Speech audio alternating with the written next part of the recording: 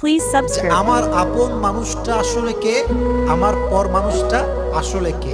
যে আপন মানুষ তাকে আপনার সব সময় সম্মান দিতে হবে, আর যে আসলে পর স্বার্থ নিয়ে মেশে স্বয়ংমতো আপনাকে হিসাব করে চলতে হবে, ঠিক কিনা বলেন?